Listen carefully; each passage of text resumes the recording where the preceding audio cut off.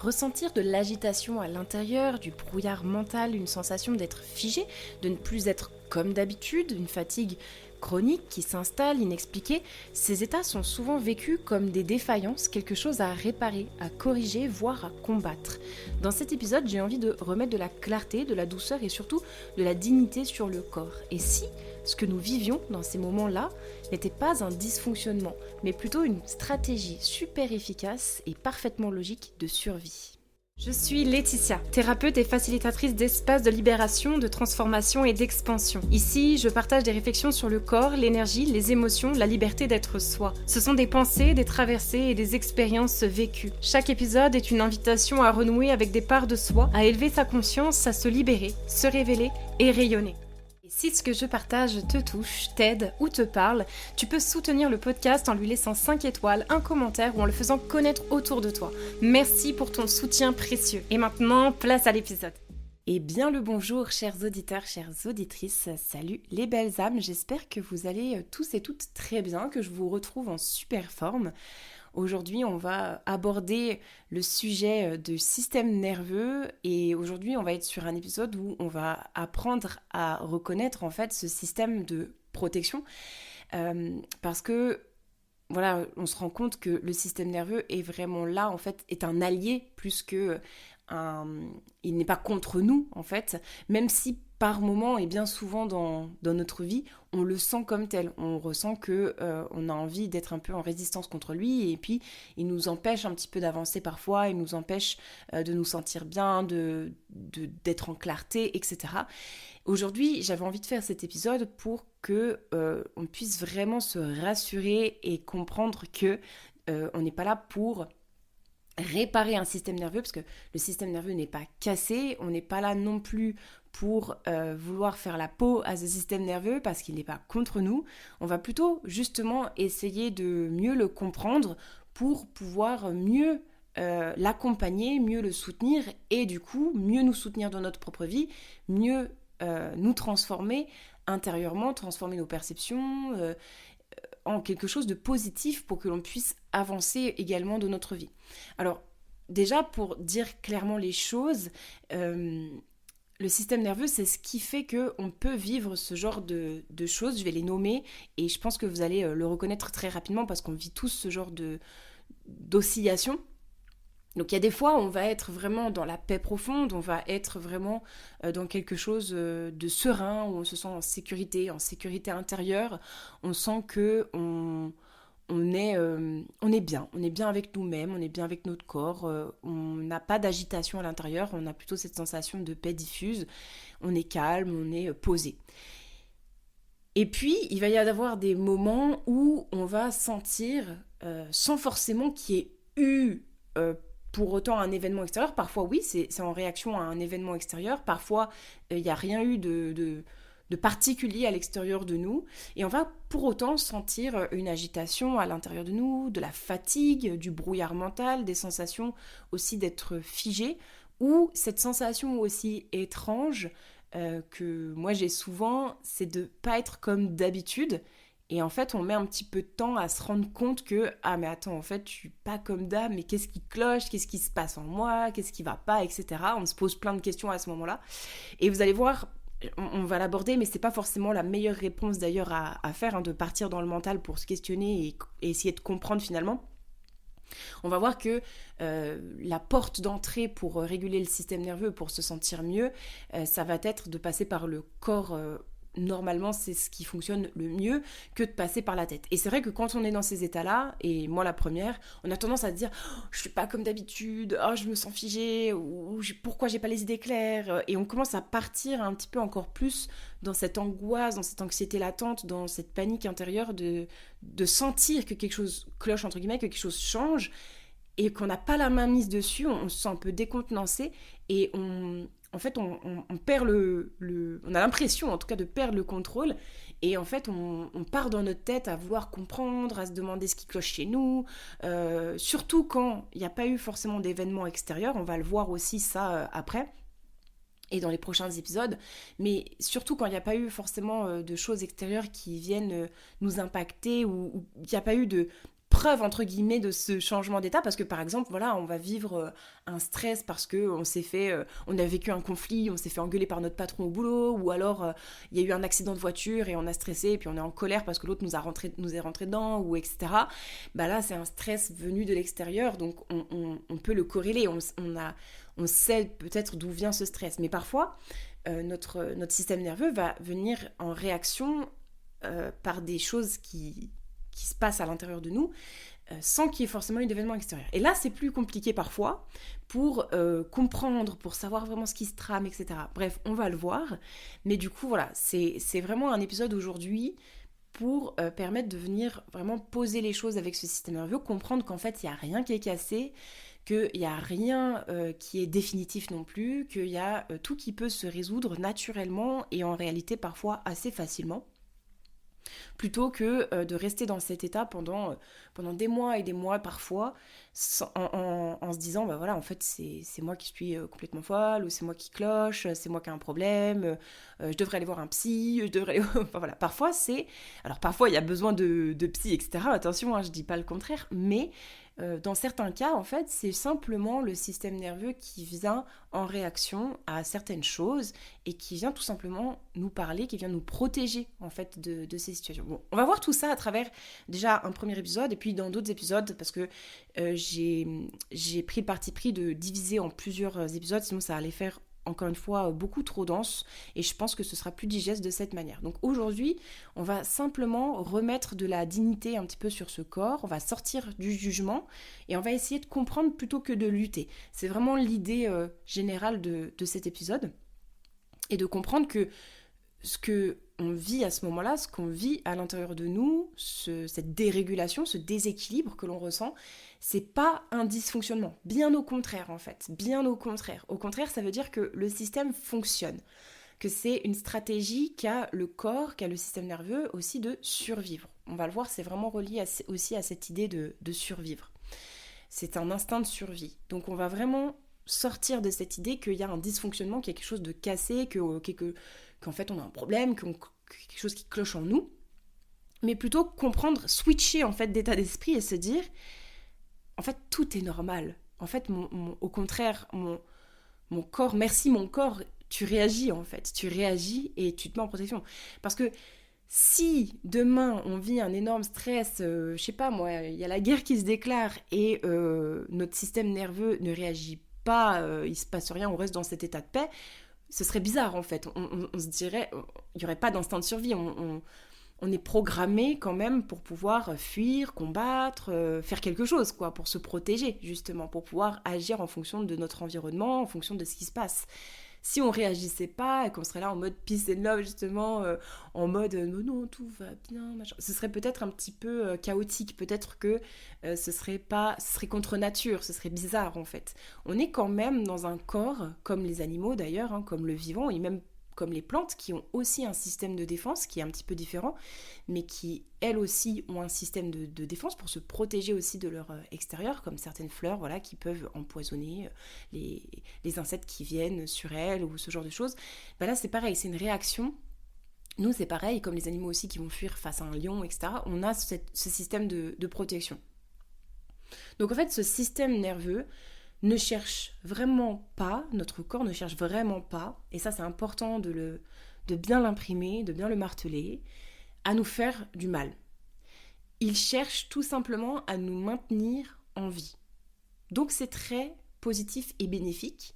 Maintenant, il est vrai que dans nos quotidiens à nous, dans la façon dont on a de vivre, dans les projets que l'on a, parce que nous sommes des êtres humains, donc on a ce besoin d'avoir du sens, on a ce besoin de créer, d'avoir des projets, de se projeter, etc. Contrairement peut-être aux animaux qui sont beaucoup plus dans l'instant présent.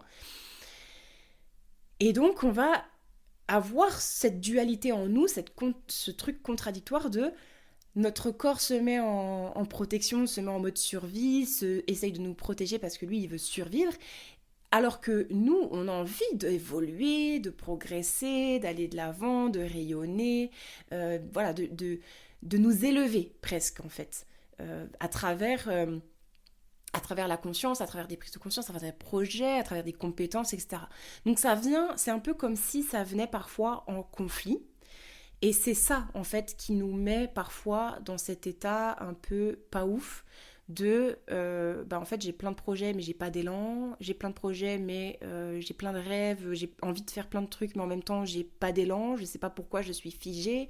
Ou à l'inverse, peut-être avoir des moments où on court après tout et n'importe quoi, on est dans le vite, vite, vite, on veut faire rapidement, on veut se prouver des choses, on a l'impression d'être dans ce mode justement de danger permanent où il faut faire, faire, faire, etc.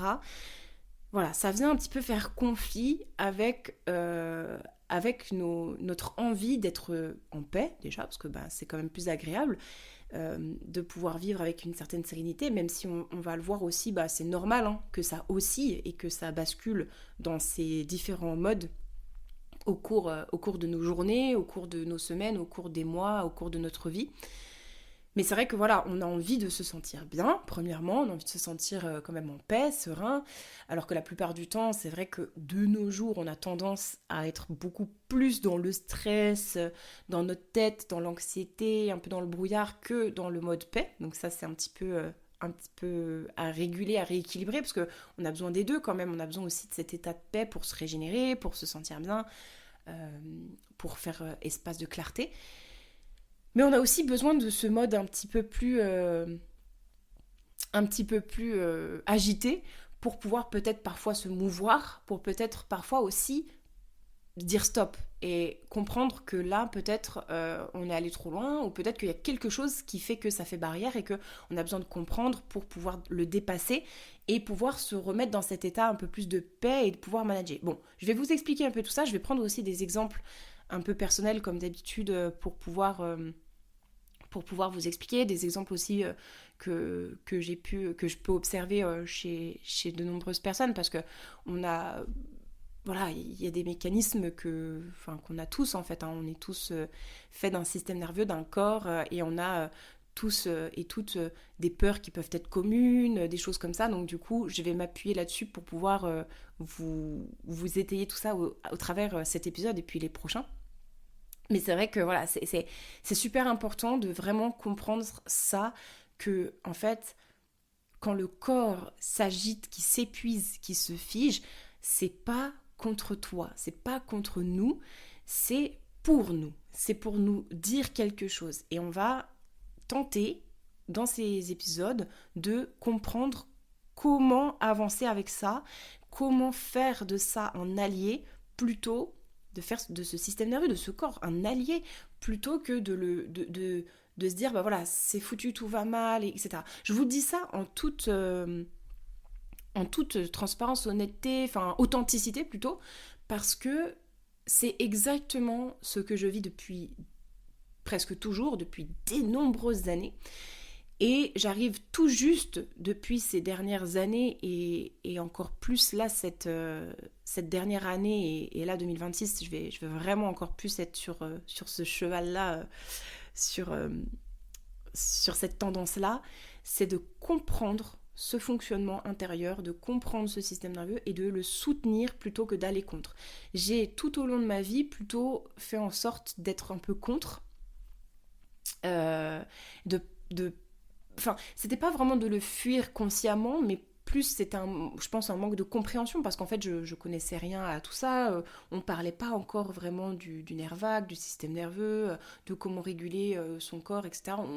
On connaissait pas, enfin en tout cas moi je ne connaissais pas toutes ces choses là, donc c'est vrai que en fait j'ai ressenti tous ces états là que je vous décris en permanence et en me jugeant énormément. En me jugeant énormément, en me disant que c'était moi qui clochais, que j'avais besoin, que en fait j'étais peut-être folle en fait, et que j'avais besoin de psy finalement, que peut-être c'était moi dans ma tête, ça allait pas quoi. J'avais vraiment des épisodes très forts, et d'ailleurs qui partent, ça pouvait être des épisodes très forts d'élan, de motivation, d'euphorie, et ensuite des downs énormes avec des figements où j'avais juste envie d'être dans ma grotte, où j'arrivais plus à rien faire, où j'étais figée par les peurs, les doutes, etc. Et ça oscillait en fait très régulièrement et très fort en fait dans ma vie. Et ça a mis en péril déjà premièrement le plus important, ma confiance en moi, mon estime de moi, parce que, comme je vous le disais, je me jugeais, je me disais, mais c'est toi qui as un problème, en fait, pourquoi tout va bien, et après tout va mal, t'es dans le mal, et en plus je me jugeais parce que du coup ça mettait en péril aussi mes projets, tout ce que j'avais envie de mener, tout ce que j'avais envie de faire, toutes ces idées, toute cette créativité qui était géniale, toute cette envie qui était géniale de partage, de créer des choses, d'accompagner des gens, etc. déjà à l'époque, avec le sport, avec la danse et tout. Et en fait, j'avais ces épisodes-là où ça me mettait dans un down, en fait, dans un truc de doute, où j'arrivais plus à rien, où je doutais de tout, et même de moi-même.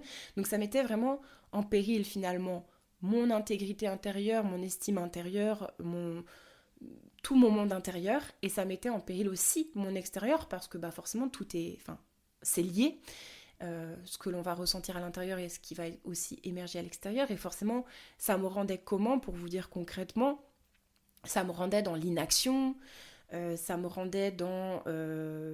par exemple, concrètement, d'un seul coup, je changeais tout. Je changeais d'idée, ou par exemple, sous le coup de la peur, du doute, ou voilà, je me mettais à fuir dans une autre direction, donc du coup ça me dispersait, j'allais vers d'autres idées, mille idées. Je me disais que finalement ce que je faisais n'était pas assez, donc je voulais en faire plus, par exemple.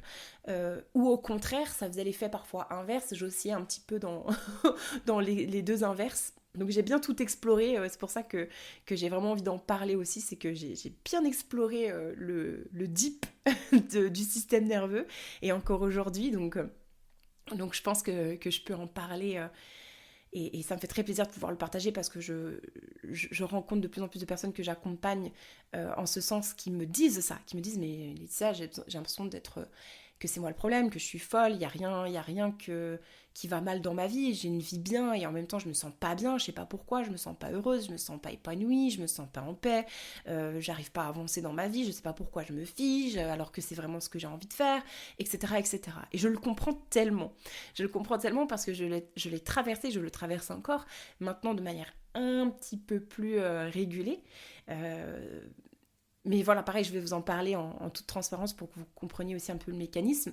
Mais du coup, voilà, c'est vraiment le système nerveux, quelque chose que là, j'ai appris à mieux soutenir et comprendre pour pouvoir avancer de manière plus concrète et plus sécurisante dans ma vie, dans mes projets perso, pro, etc. Je sais plus où j'en étais. J'ai ouvert un tiroir, une parenthèse, et puis du coup je me suis perdue en chemin. Mais voilà, c'est là où on en était, c'est que j'allais aussi dans cette inverse, donc dans ce côté plus figé, où d'un seul coup je n'arrivais plus à rien, je n'arrivais plus à produire, à créer, tellement dans le figement, dans le doute de soi, dans le doute de ce que l'on fait, en fait le corps réagissait vraiment très fort, en mode voilà, en fait là je suis simplement dans ma grotte, je n'arrive plus à me mouvoir, que ce soit dans mon esprit avec la créativité, les idées, et justement voilà, mais aussi dans l'action. Et c'est surtout ça, moi qui à l'époque, en plus j'ai nourri quand même beaucoup de honte et aussi de colère envers moi-même, en me disant mais mon Dieu, mais en fait t'as tellement d'idées, et pourquoi là en fait tu n'arrives pas à être dans l'action. Donc je me jugeais, encore une fois, j'étais encore dans ce jugement constant d'osciller entre je doute, etc. Et mais purée, pourquoi tu fais rien? Allez, bouge tes fesses, en fait, en gros, sois dans l'action, etc. Et il y a des moments où j'étais grave dans l'action, et j'arrivais, et j'étais dans une frénésie d'action, et en même temps j'arrivais pas à m'introspecter, à ressentir l'alignement, à ressentir la paix. Donc j'oscillais en fait vraiment entre les deux, et dans ces états de figement, c'est vraiment pareil, hein, ça détruit entre guillemets un peu la confiance en soi, l'estime de soi, parce que vraiment on se sent un peu, et désolé pour le mot, mais un peu comme une merde dans ces moments-là. On se sent là au fond de notre canapé un peu comme une merde, on se dit mais purée, mais qu'est-ce que je fous, je suis une pauvre merde, et vraiment je le dis, je dis réellement voilà comment on se sent dans ces moments deep, parce que je sais que je suis pas la seule, et je pense que certaines personnes se reconnaîtront dans ce que je dis. Et en fait, on n'est pas une merde dans ces moments-là, vraiment pas. C'est une réponse du corps, c'est physiologique, c'est chimique, ça n'a rien à voir avec qui l'on est, ça n'a rien à voir avec notre identité, ça n'a rien à voir avec notre personnalité, ça n'a rien à voir avec notre potentiel, avec nos ressources.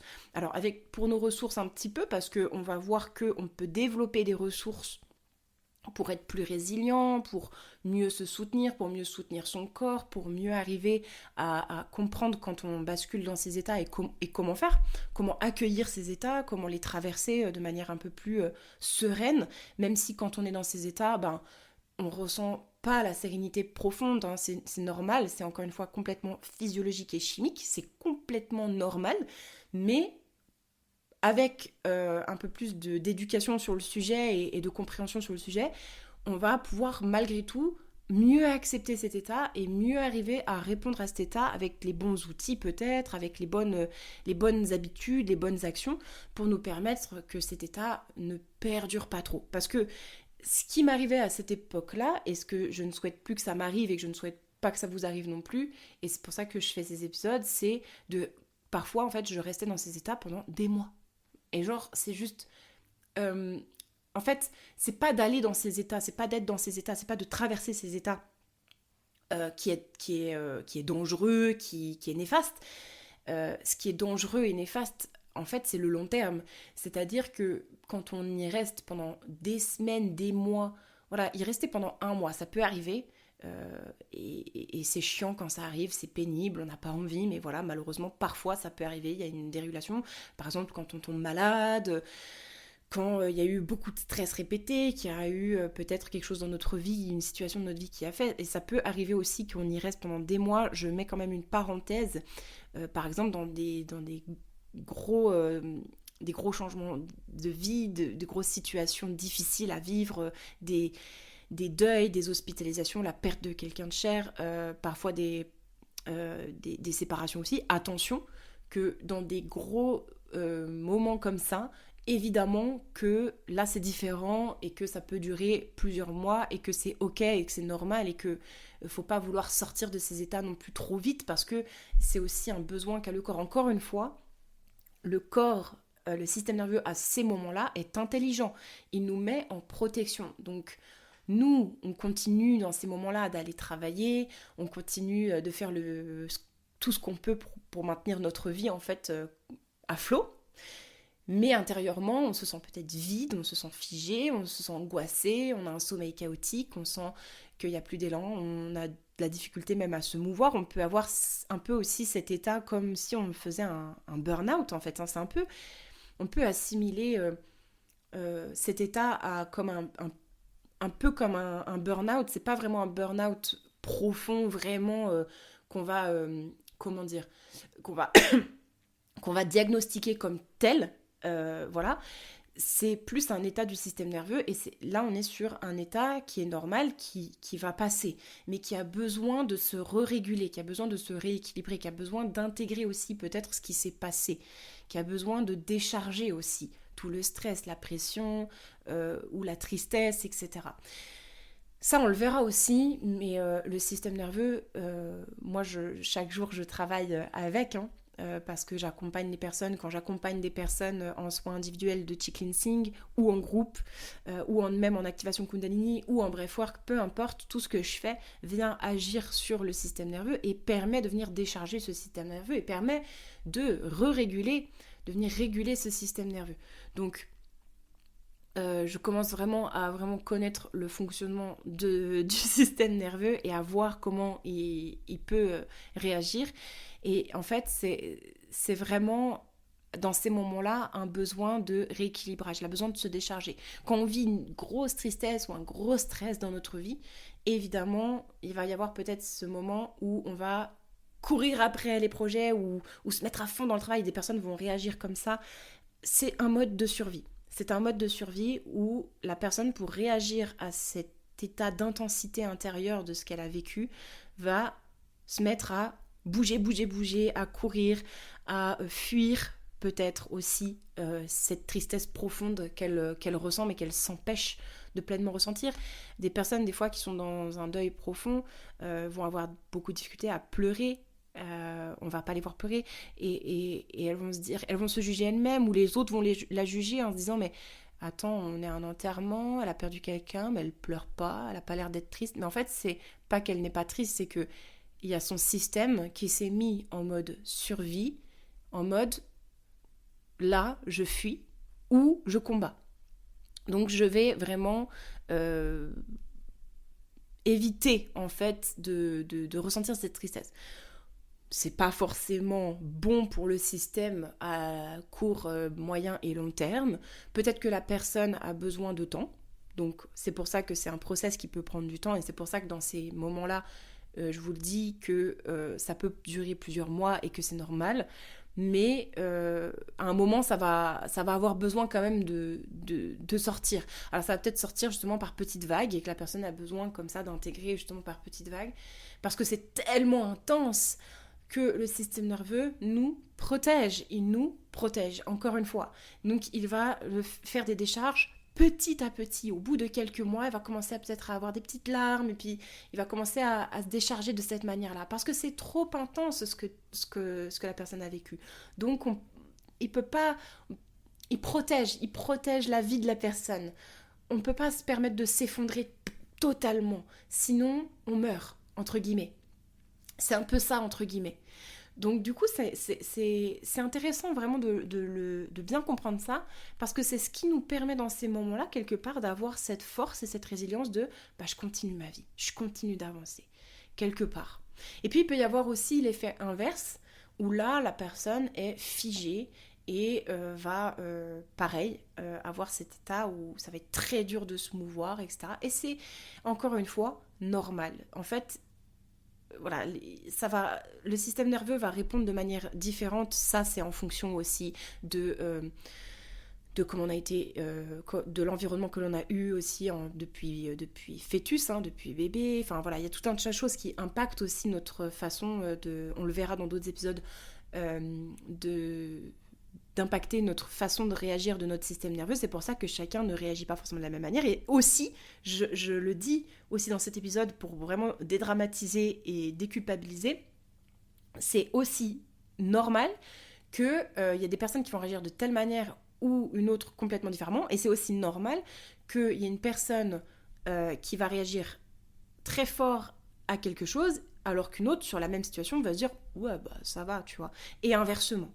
C'est super important de comprendre qu'il n'y a pas de hiérarchie dans les traumas, qu'il n'y a pas de hiérarchie dans les peurs, il n'y a pas de hiérarchie dans les douleurs, parce que ça va dépendre du système nerveux, comment il a été un peu programmé, calibré, on va dire, depuis le début de la vie, voire même d'avant. Donc du coup, c'est normal. Donc on ne se juge pas, on ne se compare pas, en fait, par rapport à d'autres qui vont peut-être vivre des situations que l'on juge plus difficiles et qu'on trouve que la personne est plus forte que nous. Ça nous arrive tous et toutes dans plein de situations de penser ça, mais encore une fois, c'est un peu peut-être néfaste. Alors c'est humble, c'est tout à notre honneur de penser ça, c'est tout à votre honneur, mais c'est aussi important de venir se comprendre aussi derrière, comprendre que ce que l'on est en train de vivre est réel pour le corps en tout cas, pour le système nerveux, et que du coup, c'est important de venir lui apporter de la compréhension et du soutien, parce que le système nerveux a besoin de ça aussi pour se réguler. Bref. J'arrête là, je pense que vous avez compris sur ce système-là. J'aurais bien aimé avoir vos retours aussi vis-à-vis de vous, si vous traversez ces états, comment vous les traversez, est-ce que ces états sont plutôt forts, intenses, ou est-ce que vous sentez que vous les traversez plutôt par petites vagues et que voilà, ça se régule plutôt bien, mais que oui, vous sentez que ça change par moment, mais que voilà, tout est plutôt assez équilibré, ou au contraire, vous avez tendance, comme moi, à avoir eu des vagues vraiment très intenses entre le figement, l'action, etc., et que vous vous sentez peut-être aussi perdu par rapport à ça, comment réagir, comment faire, peut-être que vous manquez de compréhension. Donc voilà, vraiment, j'ai vraiment envie d'avoir vos retours de comment vous vous sentez par rapport à ça. Est-ce que tout ce que j'ai énuméré, nommé, vous parle? Est-ce que ça résonne? Est-ce que ça fait écho à vous, à votre vie, à ce que vous pouvez ressentir? Voilà, ça m'intéresse vraiment d'avoir vos retours là-dessus. Et pour conclure cet épisode, ce premier épisode un petit peu sur le système nerveux, j'avais vraiment envie de passer ce message que si aujourd'hui, voilà, vous sentez que votre système nerveux, il s'agite, que vous sentez à l'intérieur que voilà, ça va pas très bien, qu'il y a quelque chose qui est pas serein, que ça s'agite, qu'il y a de la confusion, qu'il y a des doutes, qu'il y a de la lutte, qu'il y a du figement, qu'il y a des ruminations, des pensées confuses, etc. C'est pas forcément que vous allez mal, mais c'est que, en tout cas, il y a quelque chose en vous, il y a quelque chose en toi peut-être qui cherche de la sécurité quelque part. Donc c'est ce que on va voir dans les prochains épisodes. Donc je vous invite à m'écouter la semaine prochaine pour la suite. On va voir dans le prochain épisode les différents modes justement du système nerveux. On va voir les 4 modes en fait dans lesquels le système nerveux va pouvoir aller. Survie, fuite, figement, régulation. Et on va voir aussi qu'il y en a un cinquième, un petit peu. Enfin voilà, je vais vous expliquer tout ça dans l'épisode de la semaine prochaine. Et on va vraiment comprendre ce qui se passe dans son corps à ce moment-là. On va apprendre à reconnaître ses états sans juger. Et ça va permettre de donner une super base pour la suite, pour comprendre dans les prochains épisodes comment on va faire pour réguler en fonction de dans quel mode on est. Donc j'ai super hâte de vous accompagner dans ces prochains épisodes. Je pense que ça va vous aider vraiment. Je pense que ça va aider beaucoup de personnes à mieux comprendre ce qui se passe à l'intérieur, dans ce monde intérieur, dans cet état intérieur, et pouvoir mieux y réagir, mieux comprendre et mieux s'adapter en fonction. Et je vous dis à la semaine prochaine. Merci vraiment de m'avoir écouté encore une nouvelle fois. Merci pour tous vos retours, pour ceux qui m'en font, pour vos commentaires, vos notations aussi sur le podcast, sur les plateformes d'écoute. Merci infiniment pour le nombre d'écoutes, parce que vous êtes plus de 500 par mois à m'écouter. C'est juste ouf, je m'attendais pas à ça en lançant le podcast, vraiment. Donc c'est juste dingue en fait, et merci beaucoup pour votre présence et votre écoute. J'espère que tous les épisodes en tout cas vous apportent quelque chose, qu'il y a peut-être une petite chose par épisode qui va résonner, qui va vous permettre peut-être d'avancer, qui va vous permettre de mieux vous comprendre, de mieux cheminer, de mieux évoluer avec vous-même. Et n'oubliez pas, comme d'habitude, que vous êtes bien plus vaste que vous ne le croyez, et c'est ce que l'on va voir également dans tous les prochains épisodes. Je vous embrasse et je vous dis à la semaine prochaine. Ciao!